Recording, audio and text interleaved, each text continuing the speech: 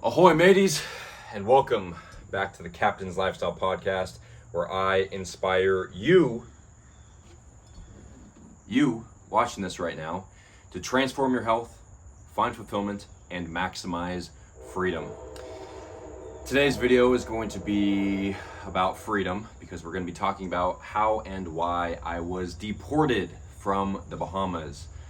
That's right, this past weekend I was supposed to be in the Bahamas running a Spartan race to celebrate a collaboration between the Stampede Network and the Spartan brand, which is actually what I'm drinking in here and some of the products here that I'm gonna mention before we dive into how I actually got deported. But yeah, I was supposed to be there.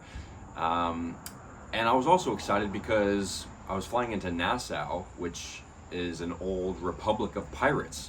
So you guys know how much I love pirates, and if you watched the last episode, specifically the freedom aspect of being a pirate, not all of the bamboozlery that people typically associate with pirates, but I'm talking about how pirates were able to be free, to be sovereign, to live by their own set of moral codes and principles, as opposed to the tyrannical ones that were essentially keeping everybody slaves at that time, which is very similar to what's going on today. So I was looking forward to visiting Nassau, hanging out on the beaches, getting some sun.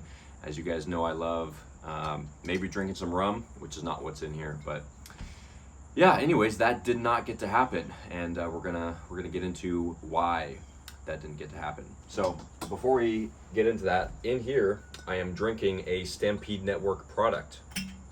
It is Awakened. The best pre-workout I've ever used by far. The most holistic brand on the market. It doesn't even come close.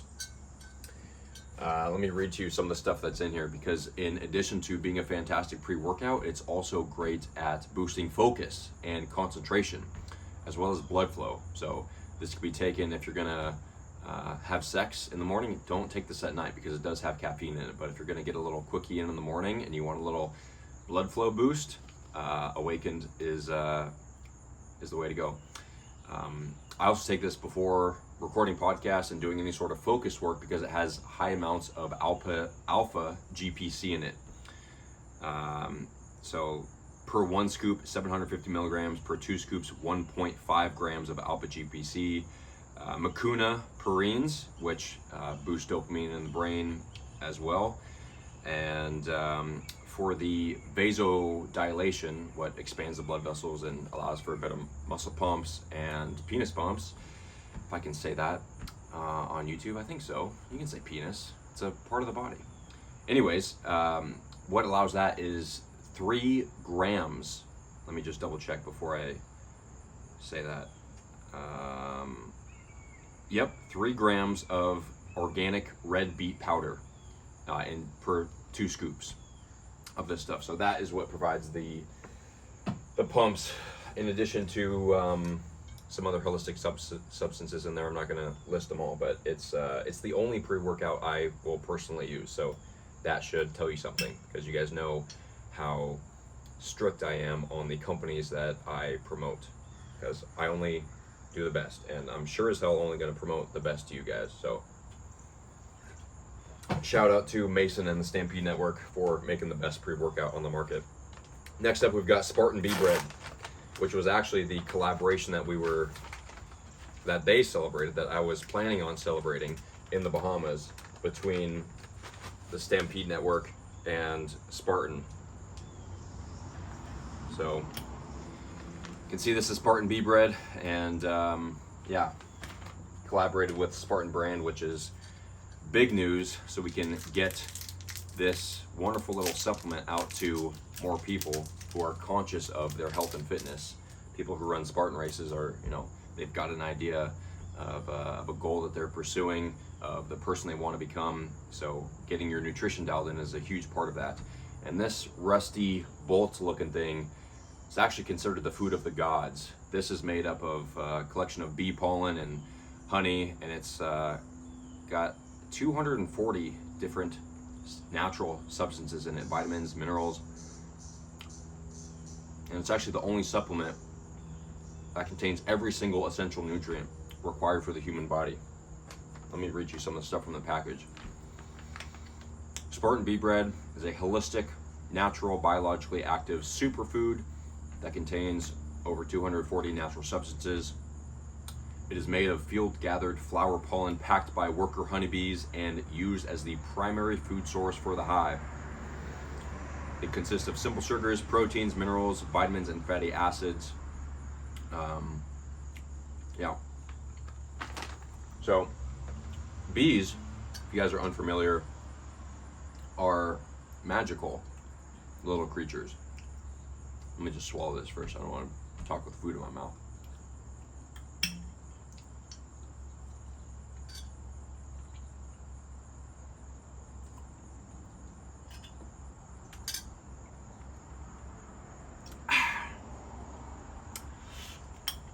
By the way, this is a copper tensor ring. Adds magical powers to my water. Anyways, back to the magic of bees. Beekeepers, statistically, are actually the longest living by profession on average, because what they found is that the bees emit a healing frequency. So because they're around bees so often and so many of them, those the frequencies that the bees' wings make actually is healing to the human body, just like being in contact with the earth. That's why the second C in the captain's code is connect with nature. Put your bare feet on the ground, and you hang around beehives long enough, you may actually live longer, as proven by beekeepers. So bees are, again, magical little creatures. Honey, bee pollen, bee propolis, royal jelly, they are all fantastic for immune health and quite literally raising your vibration.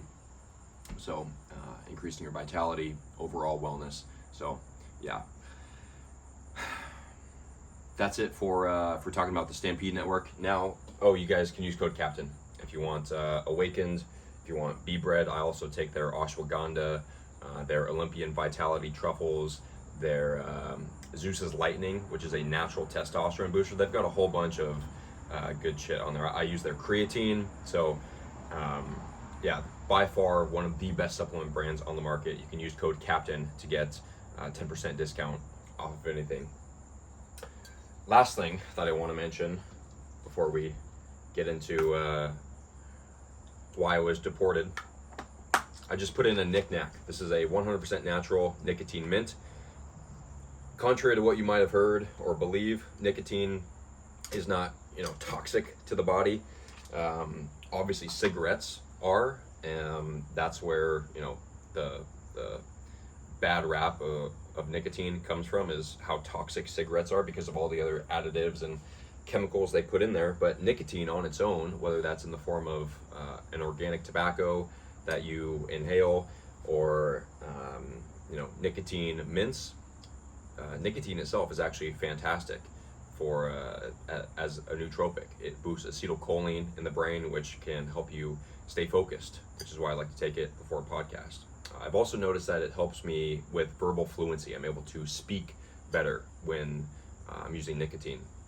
So you want to look out for other brands from nicotine lozenges, because they contain artificial sweeteners.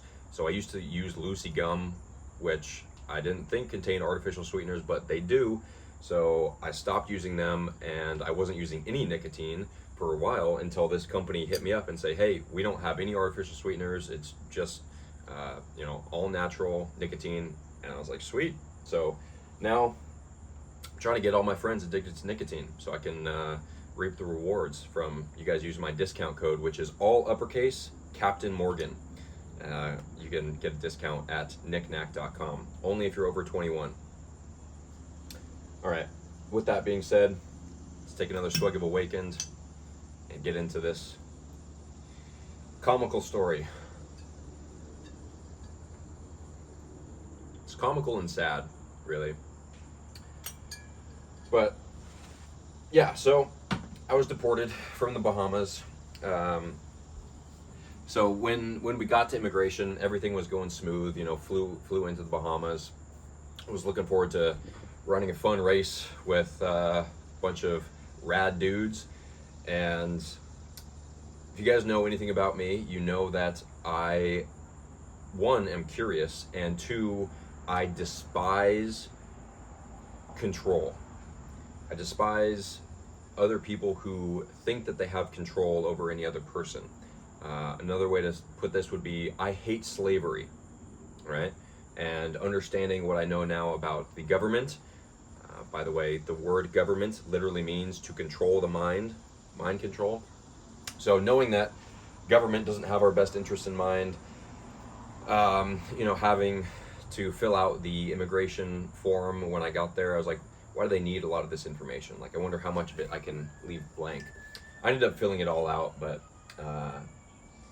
anyways, got to immigration. The lady there asked me to remove my hat, and I asked why, and she didn't like that because you could tell that she was already having a bad day.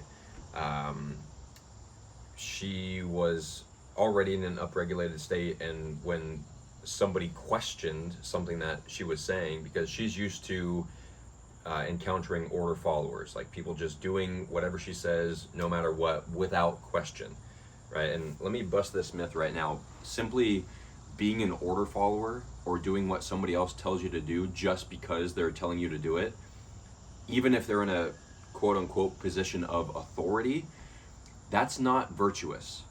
It's not virtuous to be an order follower, because what that implies, or what it means literally, is that you don't question what is being asked of you or why that's being asked of you.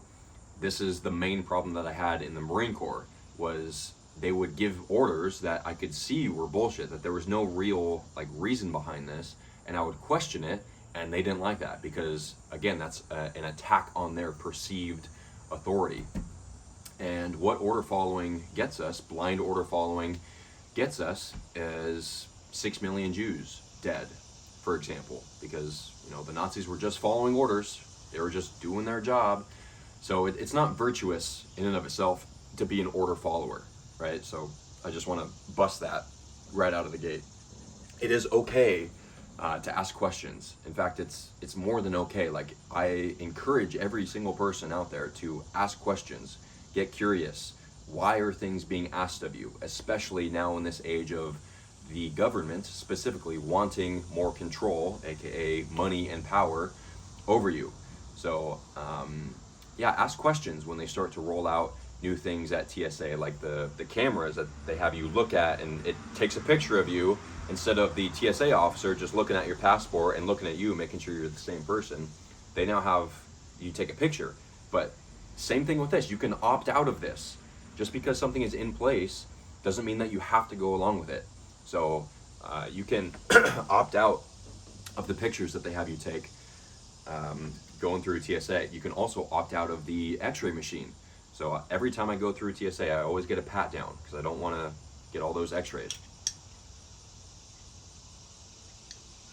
Nicotine is a little spicy going down the throat. But so anyways, that little tangent was just to bust the myth that simply doing what people tell you, even if they're in a perceived position of authority, does not make you a good person. Does not. It's not a virtue that should be looked up to. Another example I'll give is everybody who just followed orders during this past lockdown, right? A lot of businesses were forced to close because they were just following orders. A lot of people, who say that they were forced to get the vaccine were just following orders. No, in reality, you gave up your personal responsibility.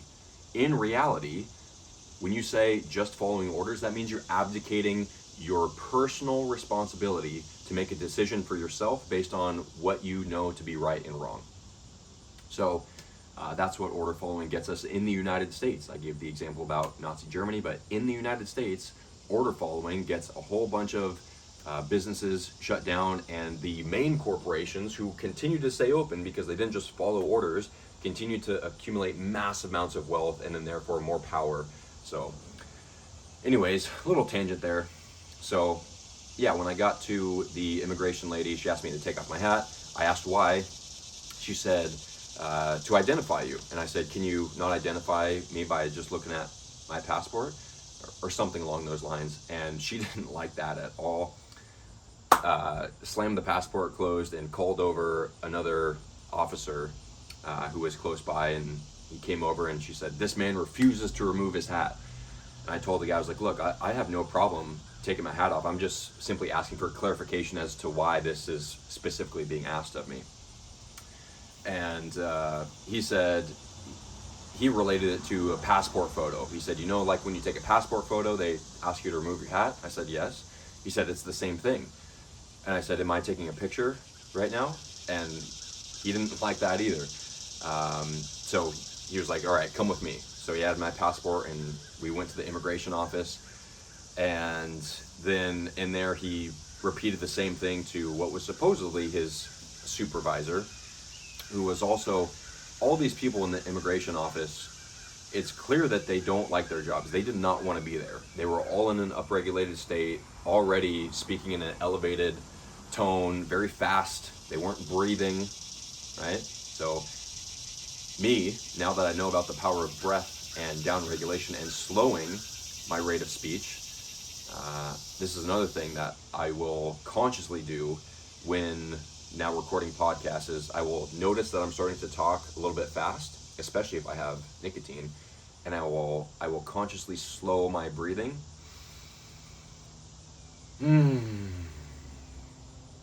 Downregulate my nervous system, and that way I'm able to articulate what I'm actually trying to say and have a real conversation, as opposed to when people are in arguments, for example, there's no listening going on.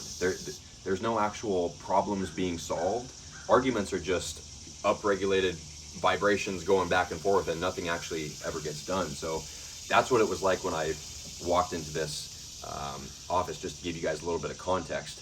And the supervisor said, "This is one of our most senior officers. You will do what he says." And I explained, I was like, "Ma'am, he's a man, just like I'm a man, just like he's a man. Just because he has a badge doesn't mean that he has any more innate authority over me or any more rights than me to tell me what to do." Again, I didn't say those exact words, but I explained how no other person has authority over any other person, because that, by definition, is slavery, right? So, my explanations of this were not able to offer them any sort of console. In fact, they did quite the opposite, because they felt attacked by what I was saying. Because if I'm saying that, that means that they really do have no power, control, or authority over myself or anybody else. So because they felt attacked and threatened, she said, "All right, you know what? He's saying that you're being rude to the immigration lady," which I wasn't. I just asked a question. And if you guys know me, I'm very calm, and almost never do I raise my voice or get angry. Especially like seriously angry. Like sometimes I'll jokingly raise my voice or pretend to be upset, but it's not like actual upset. So she's like, "If he says that you were rude and are refusing to take off your hat," which I explained to her, like, "Look, I have no problem taking off my hat. It's not about that. It's about why." Now, by the way, I was wearing the exact same outfit as I am right now. A little tangent. Actually, I'll save that. I go on tangents too often. I want to keep this video shorter. I was going to explain the story of how I got my shorts, but it's not a it's not a big deal. So we can talk about that another time if anybody wants to inquire. So yeah, she said, I believe what he says. If he says you refuse to do it, and if you were rude, then I believe that, and I will not allow you into the country because you have violated the requirements. Apparently, it's if you're rude or perceived to be rude, you can't enter the Bahamas. Anyways, yeah. So she said, "Nope, you can't enter," and she ordered like 3 other guards to walk me down to book a flight back to the States. And I asked, I was like, "Hey, can I talk to your supervisor? There's a misunderstanding here. Like, I really have no problem removing my hat.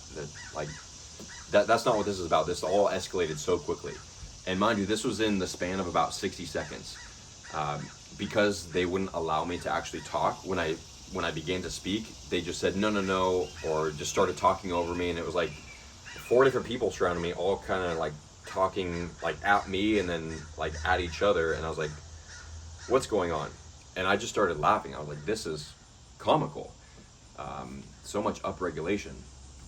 I hang around with people who are very downregulated, and you're able to actually talk with them like a person, as opposed to just, you know, arguing back and forth.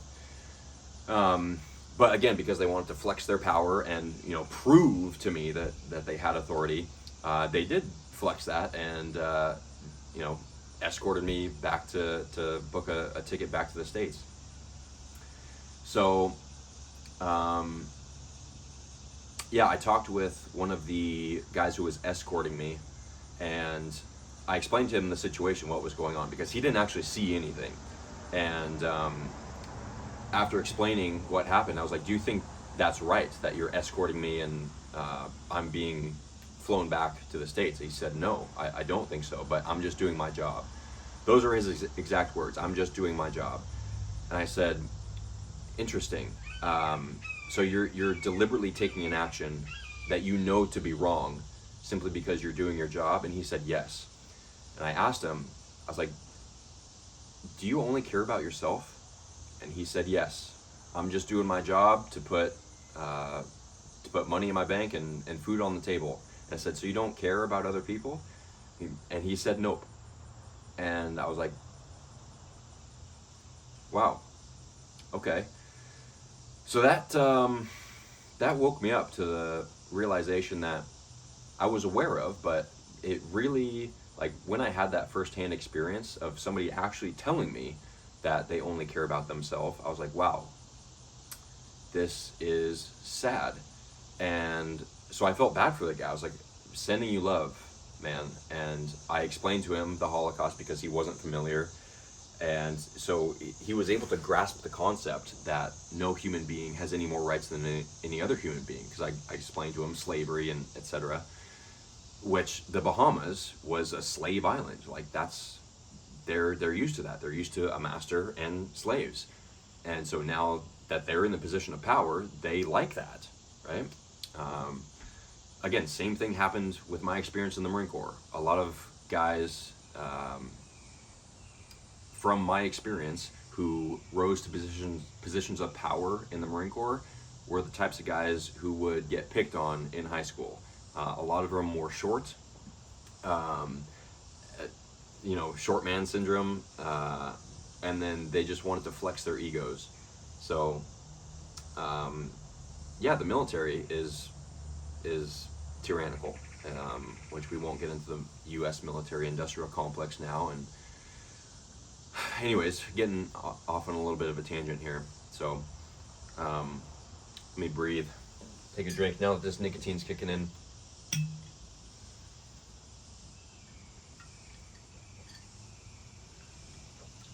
This is something I'm practicing, is just doing these videos on one take, because in the past I would get nervous and anxious if I would, you know, mess up or say the wrong thing and have to re-record the whole video. But now we're just rolling with this take, and I like this format. I feel like it's much more intimate. You guys get to actually see me, and yeah,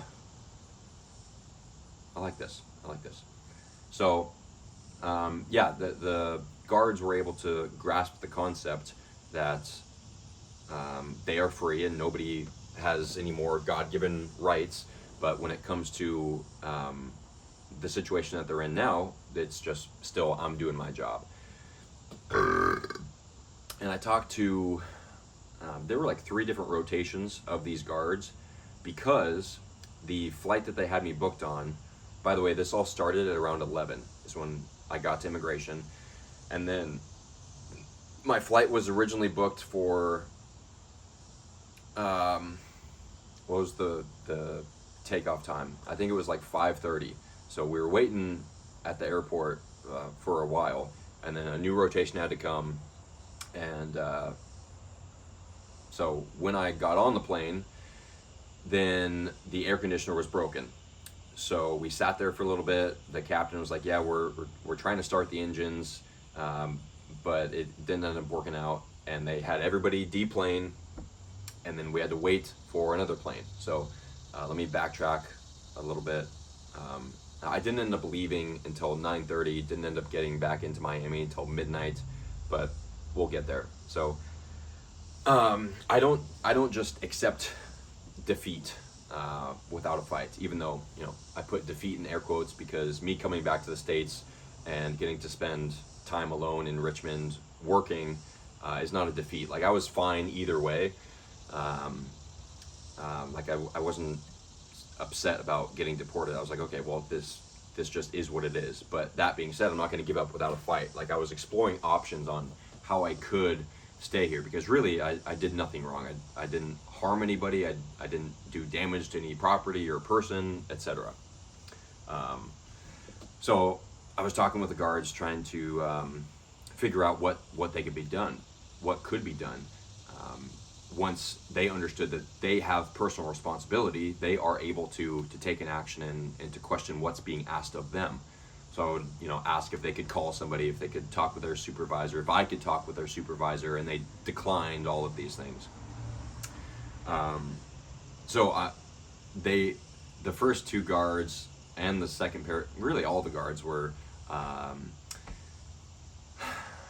let's put it this way, unathletic human beings. So if I wanted to, I could easily just, you know, run and escape, but then, you know, they would be on red alert thinking that there's a crazy beardless man loose in their country. So that didn't seem like the best option, right? To just run and have the country be on high alert looking out for me, which pretty easy to spot. So I didn't do that, but I was thinking, what if there was a way that I could sneak off? So with the when I boarded the first plane, I thought, okay, I'm going back to Miami.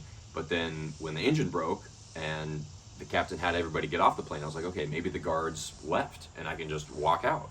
But sure enough, they were waiting. They didn't leave until, you know, the plane left to make sure that I was out of here. So I was like, okay, well, that plan's spoiled. And then a new rotation of guards came, and these guys were even more unfit for anything. Like, you know, just sitting eating Doritos, super fat, and just not caring about like why they were there. They didn't want to be there. And so again, I had these same conversations. Like, look, if you don't want to be here, if you know this isn't right, then you have the power to ask questions and, you know, do something about it. You don't just have to follow orders. So one of the guards went to the bathroom, and then the other guard was just like, he was fat. He was just scrolling on his phone, not paying attention. So I was like, okay, what if I just get up and start walking? Because I knew if I ran, then, you know, they'd be after me. But if I just start walking, maybe I could get far enough to where they don't see me. That didn't end up working out. I heard them coming behind me, so I just, you know, was looking at booths, you know, pretending I was just going around.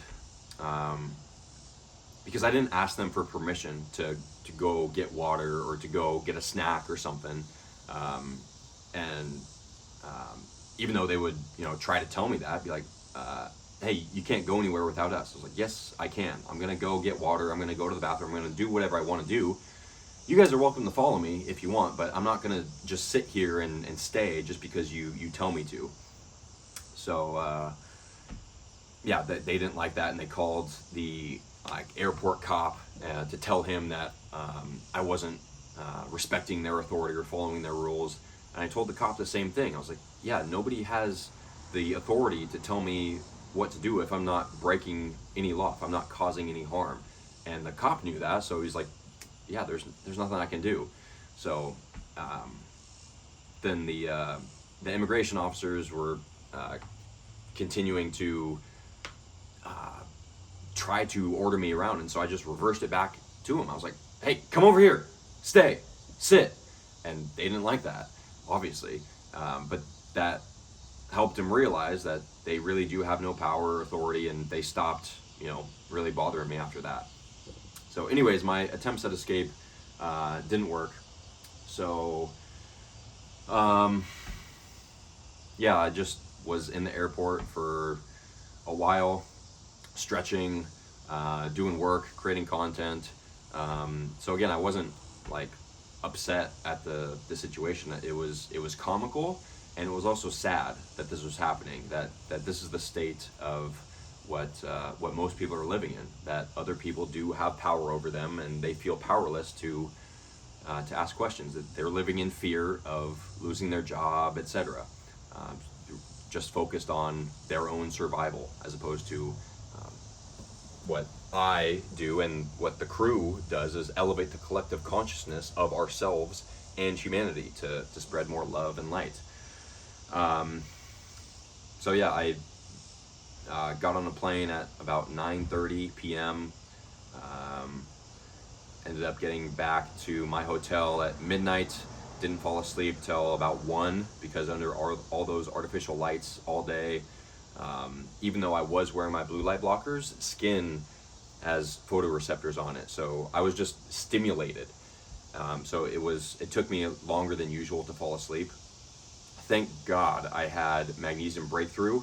I'm sure you guys have heard me talk about how important magnesium is, and specifically for sleep. It down-regulates the nervous system, so it reduces stress, anxiety, and also promotes deep sleep. So I took magnesium and also Sleep Breakthrough, which is another Bioptimizer's product, which has L-theanine, GABA, taurine, glycine, which are down-regulatory compounds that, again, help calm the nervous system. So I was able to wind down after an up-regulating day and get some rest. But yeah, that's basically the whole story. There's a lot of little things in between, but yeah, I learned my lesson. You know, not to say I'm without fault here. I understand I understood the potential of what could happen when I ask questions. I understood that I may be deported. I understood all of this, and that's why I did it, because I would have been fine either way. Like, yes, obviously I would have rather been in the Bahamas to run the Spartan race and to celebrate my friend's collaboration with Spartan brand, but I own my decisions and I take personal responsibility for my decisions. And yeah, I learned my lesson to not ask questions of things that don't need to be questioned in the moment. I learned to choose my battles. So they won that battle, but we will win the war of eliminating slavery, taking back our personal sovereignty and our personal responsibility, and realize that nobody, whether it's a cop, a government, etc., has any power over us unless we give it to them. And I will give this caveat here, because I get a bunch of comments like, oh, so you want anarchy, you want chaos, you want there to be no rules? No, there are rules. The rules are called common law or natural law, which is do no harm, right? Don't assault anybody, don't rape anybody, don't damage anybody's property, don't impede on anybody's freedom to do what they want, as long as they are not causing harm. So those are the rules. Outside of that, any sort of, city code or state ordinance or whatever, they're all just suggestions, which I'm learning a lot about this now, about how to take myself out of these slave systems that are in place to get the government, big corporations, more money, power, and perceived control. So yeah, I did learn to pick my battles, and this is one of the battles that I'm picking, is putting out this content and not just, taking defeat quietly. My purpose here is to shed lights, to literally bring lights to what is going on, and to let people know that there is another way. And the only way that this is going to reverse is if we all collectively take individual ownership and responsibility for our actions, to align our actions with what is right, to align our actions with what we say we want, because we can't just acknowledge that there's a problem and say that we want change. We have to actually act in accordance with that. Change requires action. If you're completely fine with the way your life is, with the way the world is deteriorating, then no change is required. But if you want there to be change in your personal life, if you want more health, more fulfillment, more freedom, if you want the world at large to begin to reduce its suffering, then change is required. you have to gain the knowledge. First, you have to care. You have to care enough about yourself and about other people. It's not just self-interest. Care enough about yourself and other people to gather the required knowledge, and then have the guts, the courage to actually act in alignment with that knowledge that you have. So it's the heart, brain, gut coherence. Care enough to know and have the courage to actually act to make change. So that is it for this episode of the Captain's Lifestyle Podcast. I appreciate you guys watching all the way to the end here. If you have any questions, type them in the comments. I really do enjoy this new style of podcast that I'm doing. It feels a lot more intimate, and yeah, I appreciate you guys. I appreciate your support, because our most valuable currency is not our money. It's where we spend our time and how we invest our attention, where we place our attention. Spending time and paying attention are our most valuable currencies. So I appreciate you guys taking the time and attention to spend with me and this podcast. If you have any suggestions for future episodes, I'd love to hear them. Love to hear what you guys took away from this. If you resonate with anything I'm saying at all, let's start a conversation. So with that being said, until next time, live the Captain's Lifestyle. Peace.